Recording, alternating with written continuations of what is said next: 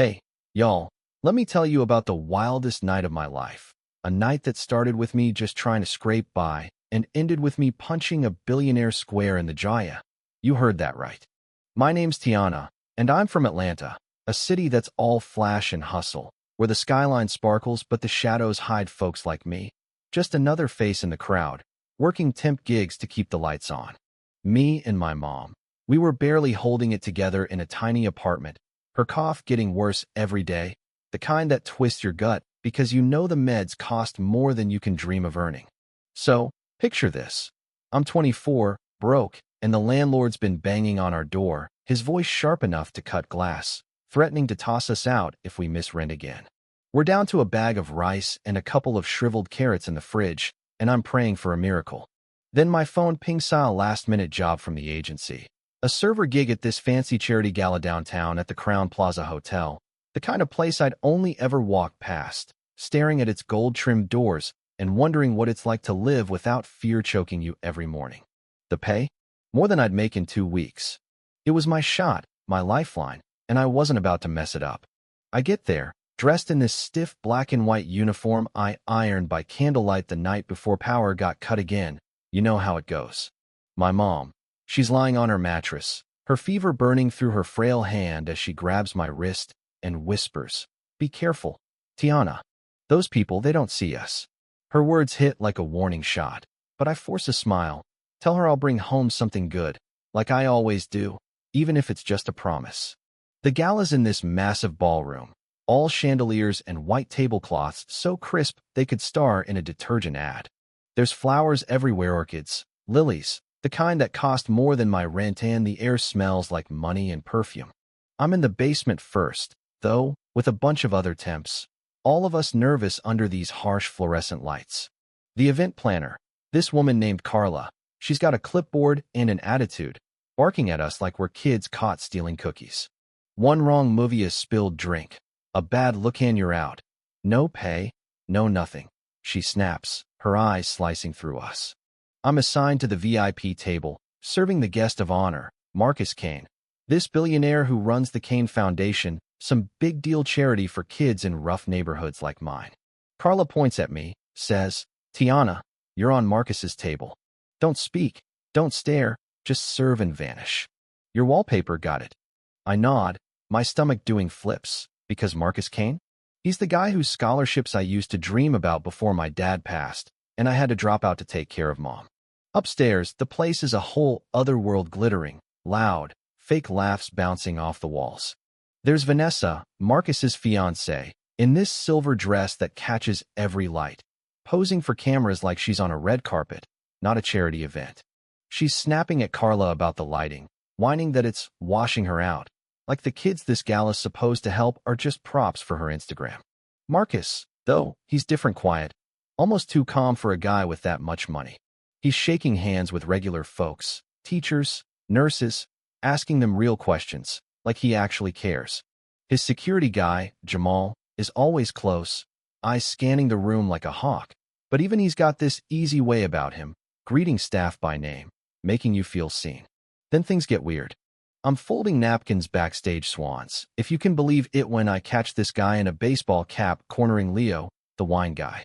Leo's this nervous dude, handling bottles like they're holy relics, but now he's sweating bullets as this guy hands him a brown envelope, points to a crate with a tiny blue sticker, and hisses something sharp.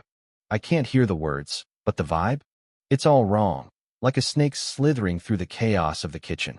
Leo stuffs the envelope in his pocket, pulls out one bottle from that crate, and hides it under some linens, then changes his mind, yanking it back out like he's arguing with himself. My gut's screaming something's off, but I'm just a temp, right? I'm supposed to stay invisible. Then I see Eric, Marcus's CFO, this slick guy with a smile that doesn't reach his eyes, talking to Vanessa and Carla about a special toast for Marcus, his voice low, urgent, like it's life or death. Leo's nearby, frozen, and when their eyes meet, it's like they're passing a secret I'm not supposed to see. I try telling the floor captain, this grumpy dude named Ray, about Leo's weird behavior, but he just rolls his eyes, says, "You a detective now, Tiana? Stick to serving." I'm burning inside, humiliated, but that blue sticker, That hidden spotlight's like a splinter I can't ignore. The night rolls on, and the gala's in full swing. Politicians, CEOs, Atlanta's elite, all fake laughing and flashing their watches. Marcus is at his table, talking to a teacher about books for her classroom, while Vanessa's flitting around, her diamond ring sparkling like it's screaming for attention. Then it's speech time. Vanessa goes first, all glitter and empty words about legacy, barely mentioning the kids. Marcus follows, no notes, just speaking from the heart about a girl who got a book from his foundation and now wants to be an engineer. The crowd loves him, clapping like they mean I except Vanessa and Eric, their smiles cold as ice. Here's where it gets crazy.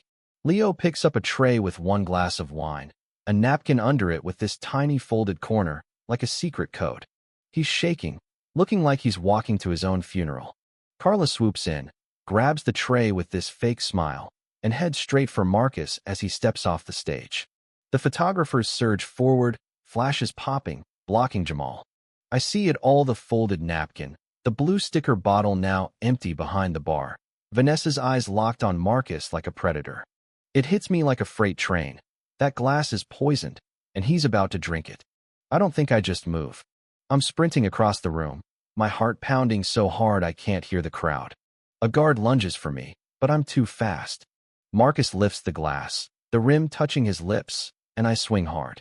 My fist connects with his jaw, a clean crack that echoes like thunder. The glass flies, shatters on the marble floor, wine splashing like blood. The room freezes. Vanessa screams, she's insane. Eric's shouting, arrest her, and two guards slam me to the ground, my face pressed against the cold stone, pain shooting through my shoulder. Then Jamal's voice cuts through, sharp, hold. Marcus, rubbing his jaw, says, don't hurt her. I'm gasping, pinned down, but I yell, test the wine. The blue sticker bottle, the folded napkin, it's for him. Nobody moves until Jamal orders a test strip. The head of security swabs the spilled wine, the bottle, and we wait 5 seconds that feel like forever. The strip turns crimson. Poison. The crowd gasps, and Leo collapses, sobbing. It wasn't my idea. A guy paid me. He points at Eric, who laughs it off, but his eyes flicker to Vanessa, and she snaps. You drunk nobody. You'll never work again. Jamal locks down the exits, and the CCTV footage comes up on a laptop clear as day. The guy in the cap handing Leo the envelope, Carla redirecting the tray, Vanessa slipping into the service corridor. A gossip blogger's photo zooms in on her hand, a blue smudge from the sticker. Leo spills everything. Debts, threats, Eric's shell company paying him to serve that one glass. Vanessa tries a teary act, claiming I'm a stalker, but the evidence is a brick wall. The cops roll in, arrest Eric, Vanessa, and Carla for attempted murder. Marcus looks at me, bruised but alive, and says, you chose my life over yours. Thank you.